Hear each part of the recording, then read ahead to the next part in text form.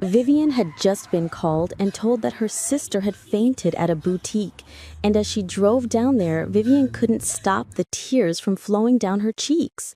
She got there, and her sister, Comfort, was lying on the floor surrounded by people. Vivian ran to her side and screamed out for help. "Please, let's get her to the hospital." And almost like her, a miracle, Comfort woke up and muttered something that changed Vivian's life. Somewhere in Nigeria lived a young lady named Maureen. She was a quiet, gentle fashion designer known for her kindness. The second was Jessica, a cheerful food vendor whose laughter could brighten even the darkest morning. Though they were friends, their homes carried two very different stories. Stories centered around the people who should have been their greatest support, their sisters. Maureen's sister, Gift, was the kind of woman parents prayed against.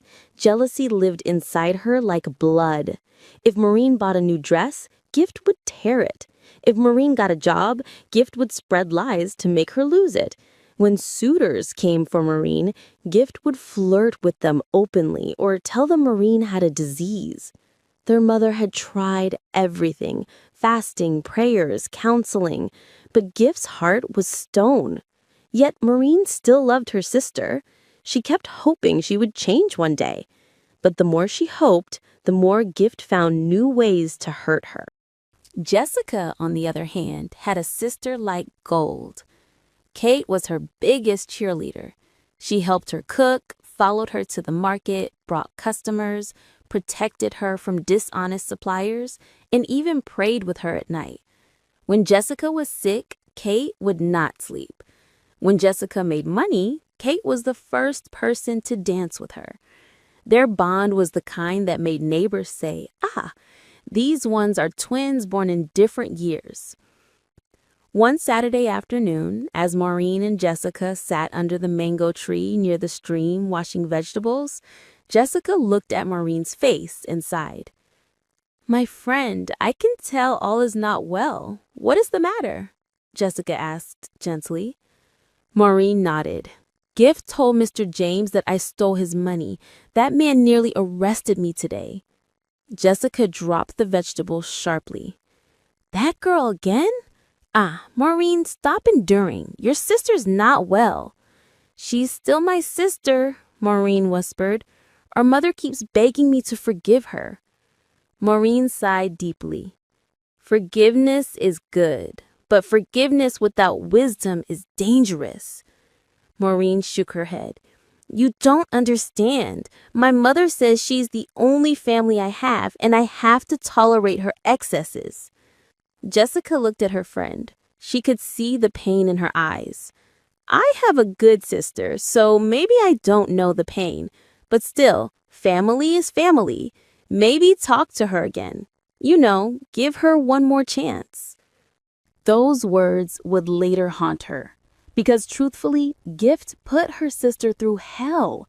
All her romantic relationships usually ended with either the guy cheating on her or just breaking up with her out of the blues.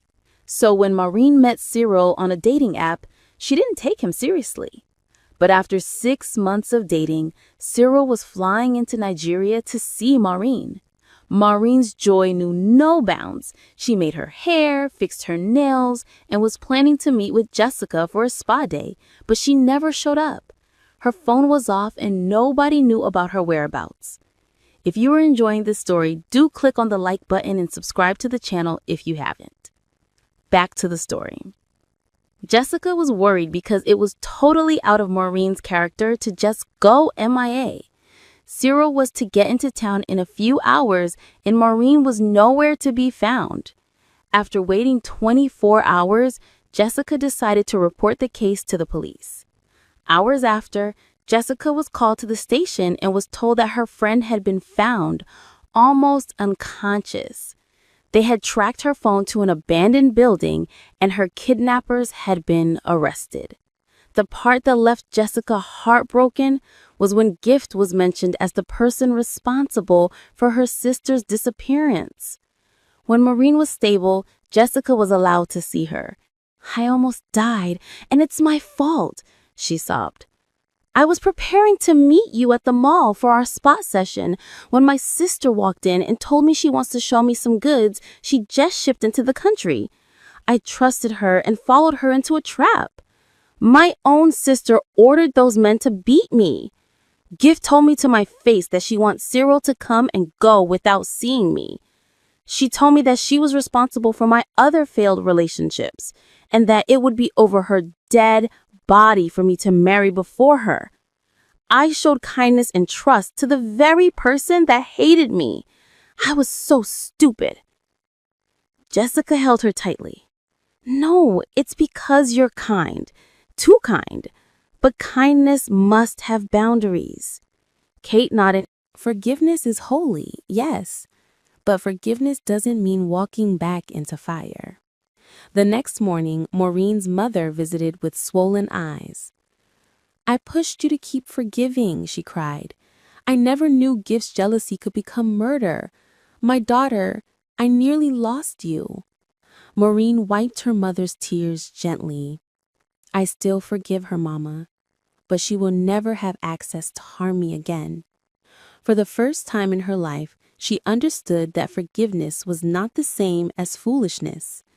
And Jessica, shaking her head, whispered, I told you, forgiveness without wisdom is dangerous.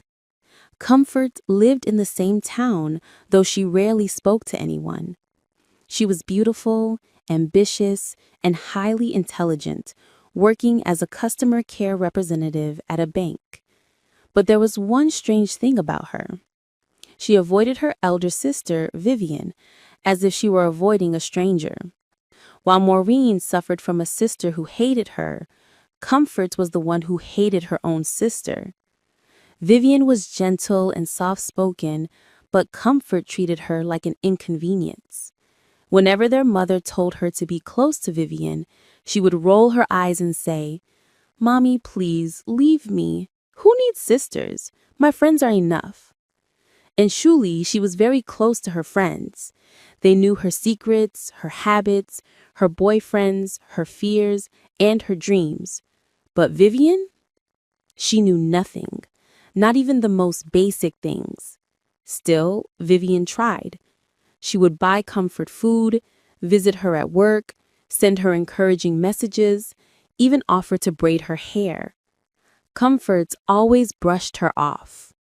I'm busy. I'm tired. I'll call you later. Please don't disturb me. One hot Thursday afternoon, everything changed. Comfort had been shopping at a boutique when she suddenly clutched her stomach, gasping in pain. The workers at the boutique rushed to her as she collapsed on the tiled floor. People screamed. Some shouted, Jesus! Others said it was an attack from enemies. Some even began to pray loudly, rebuking demons. Her elder sister, Vivian, was called. She ran into the boutique, panting, tears already running down her face, and pushed through the crowd to reach her sister. Comfort slowly opened her eyes from the first fainting episode and whispered, Call Precious. Vivian froze. Who was Precious? She asked, her hands trembling. My friend, please, call Precious. Vivian didn't know her sister's closest friend. She didn't know her number. She didn't even know her surname. Before Vivian could process what was happening, Comfort fainted again, this time not waking up. They rushed her to the hospital. Doctors fought for her life. Nurses ran back and forth. Vivian prayed, cried, begged. But by evening, Comfort slipped away. Her passing shook the entire community. The autopsy the next morning brought an even greater shock. Comfort died from an untreated ectopic pregnancy. Her fallopian tube had ruptured. She had been in pain for weeks, and only her friends knew. Her elder sister didn't know she had been complaining of stomach pain. She didn't know she had missed her period. She didn't know she had been taking painkillers secretly. She didn't know anything. And because of that, she couldn't help her. Vivian collapsed when she heard the autopsy result. My sister died, and I couldn't save her because she shut me out. The whole town mourned. Mothers held their daughters closer.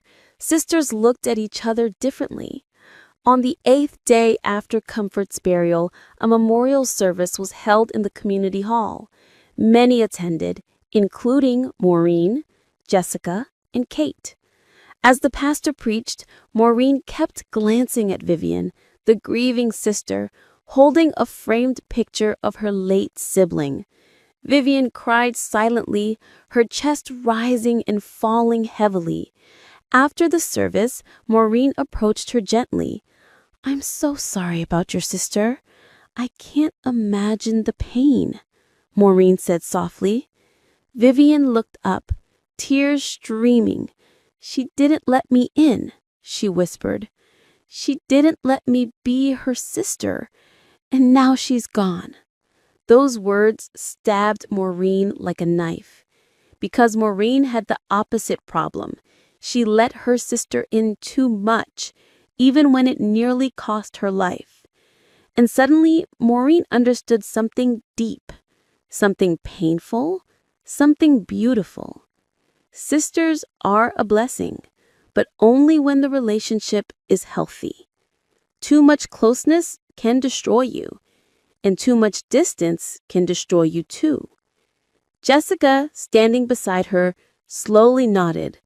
That is the truth, she whispered. Kate held Vivian's hand as she cried.